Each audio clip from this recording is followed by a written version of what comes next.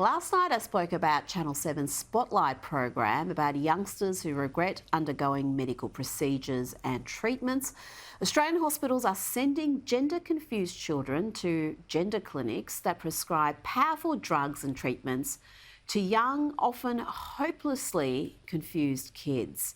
Scary stuff. Joining me to discuss this and more is Libertarian member of the Victorian Legislative Council, David Limbrick. I also call him the unofficial opposition leader of Victoria because but the only one who lays a glove on Dan.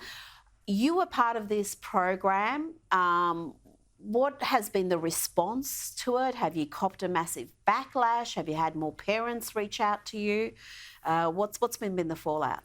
So there hasn't been a lot of negative response so far. There's been a lot of people happy, especially parents, happy that we're actually speaking about this issue because lots of families affected by this are too fearful to talk about it.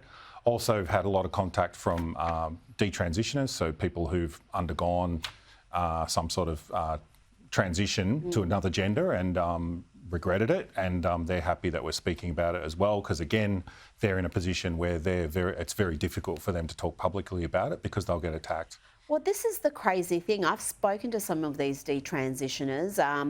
One girl, Chloe Cole, who had her healthy breasts removed at the age of 15, double mastectomy.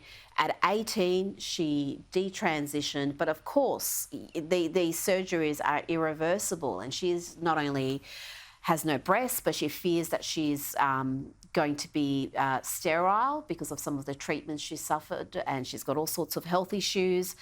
This is scary stuff, and yet if you speak out, even if you're someone who has gone through the process and you detransition and you speak about your experience, the attacks are vicious from segments of the trans lobby.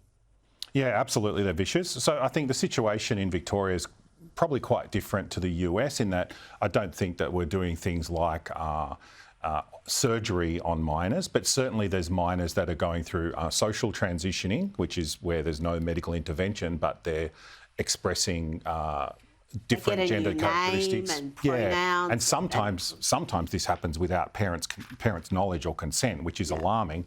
And we also know that there are children that are being treated with puberty blockers and cross-sex hormones, which many parts of the world, including Scandinavia and the UK, have expressed severe concerns about these drugs. And that's why we think that we need to talk about this issue and put a close eye on what's actually going on. At the very least, we need to have an inquiry into what's happening in this country, like they did in the UK with Tavistock, or like they've done in a number of Scandinavian countries where they've changed their policies. But here, there seems to be this resistance to even look at the data and look at what's happening. Why do we have that mindset here where it's in fact quite difficult just to get data on how many kids are undergoing this process? Look, I think a lot of it is people are locked into their positions and a lot of people just don't realise what's going on. And I absolutely support a call for an inquiry similar to the Cass review in the UK. In fact, I've been calling for that for some time. We'll probably be debating that in Parliament in a few weeks. But also on top of that, yes, there has been things changing overseas. And in Victoria, I know that we spoke about this in 2021 when this change and suppression bill came through. And I opposed it at the time. I was one of the few that did oppose it. Yep. But it's had this horrible effect of we have affirmation only. So doctors, psychologists, social workers, anyone involved with treating children who have gender issues, they can't say, well, wait a minute, or, hold up. They have to just affirm whatever the child says, and it sends them on this path with no other options. And this is exactly what Scandinavian countries are. They've got other policies which they call, watchful waiting, where they provide support until they're an adult and able to make their own decisions as an adult.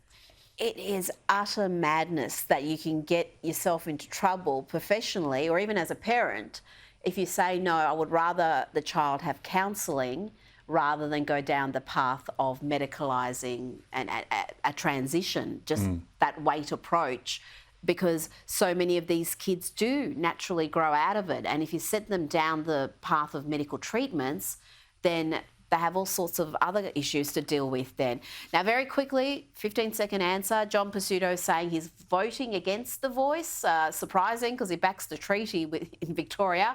Where do you stand on this issue as the unofficial opposition leader? We've always opposed the voice on the grounds that it's putting race into the Constitution. I know there's race already in there, but it's extending that. And secondly, if they think that the voice is so great, why not legislate it first and test it? Why do they need to make it permanent and unable to be gotten rid of? They say that's a feature of it. I say we need to think carefully before entrenching it. Good point. We've got to learn our lessons from ADSIG. David Limbrick, thank you so much for your time.